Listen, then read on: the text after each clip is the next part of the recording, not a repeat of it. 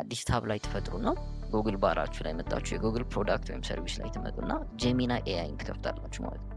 ጄሚናይ ኤአይ ማለት አሁን ለዚህ ኮርስም ለሌሎቹም ስራዎች በተደጋጋሚ የምትጠቀሙት ነው የሚሆነው ማለት ነው። ስለዚህ እዚህ ላይ መጠየቅ የፈለግከውን ነገር እንጠይቃለን ማለት ነው። እኛ እዚህ ላይ መጠየቅ የፈለግነው ጥያቄ ምንድን ነው? what to write on experience if we don't have any experience ማለት ነው። ምንም ልምድ ከሌላችሁ ምን መጻፍ ይኖርባችኋል ብለን ነው የምንጠይቀው ማለት ነው።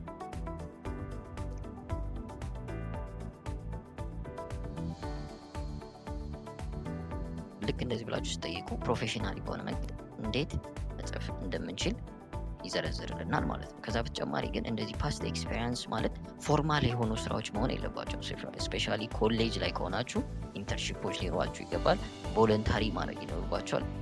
ኤክስፔሪንስ እንደነገርኳችሁ ከትምህርት ዓለም ስትወጡ ሊኖራችሁ ማይችል ነገር ነው ብዙ ጊዜ። ስለዚህ ግን በተቻላችሁት አቅም በኮሌጅ ወይም በዩኒቨርሲቲ ኤንቫይሮንመንት በነቃ ሁኔታ መሳተፍ ይኖርባቸዋል። እነዛ ነገሮች እንደ ኤክስፔሪንስ ማስተላለፍ ስለሚቻል ማለት ነው። ነገር ግን ቅድም እንዳልኳችሁ ኤአይን ጠይቀን መጻፍ እንችላለን ማለት ነው። ስለዚህ እንዳልኳችሁ ምንም ኤክስፔሪንስ የለንም፣ ምን ግን አለን? ስኪል አለን ማለት ነው። የሶፍትዌር እና የተማርናቸው ትምህርቶች እንደ ስኪል እንዲቆጠሩሉ ማድረግ እንችላለን። ስለዚህ ስንጽፍ እዚህ ላይ ምን ብለን እንጽፋለን? እዚህ ላይ እንደምታዩት ኢንትሪ ሌቭል ካንዲዴት ብለን እንጀምራለን። በመጀመር ላይ እንዳላችሁ ኢንተሪ ሌቭል ላይ እንዳላችሁ ስቴት ታደርጋላችሁ ማለት ነው። ይሄን ከኤአዩ ኮፒ ፔስት እናደርጋለን ማለት ነው። ኮፒ እዚህ ላይ ኮፒ ካደረግን በኋላ ኤክስፔሪንሳችን ላይ በመምጣት ሁሉንም ኤክስፔሪንስ ሪሙቭ አድርገን ፔስት እናደርጋለን ማለት ነው። ኢንተሪ ሌቭል ብላችሁ የምትጽፉት ይህን ማርኬቲንግ በማርኬቲንግ ከሆነ የተማረጣችሁት በማርኬቲንግ፣ ማኔጅመንት ከሆነ ማኔጅመንት እየጨረሳችሁ የወጣችሁትን ኮርስ ፊልድ በማስገባት ወይም ከዚህ በፊት የምትሰሩት በማስገባት የዛን ፊልድ ፕሪንሲፕሎች፣ አሰራሮች እንደምታውቁ ለማሳየት ትሞክራላችሁ ማለት ነው። ከዛ በተጨማሪ ማይክሮሶፍት ኤክሴል እንደ ሶፍትዌር ስኪላችሁ ማለት ነው ኢንክሉዲንግ እነሱ ነገሮችን ሼር ማድረግ ይቻላል። ኤክስፔሪንስ ከሌለን የምናሳየው ምንድነው? መስራት የምንችለውን ነገር ስኪሎቻችንን እናሳያለን ማለት ነው። ከዛ በመቀጠል ኤጁኬሽን የሚለው ቦታ ላይ እንደተለመደው የተማርንበትን ኮሌጅ እናስቀድምና ዓመተ ምሕረቱን ቀጥለን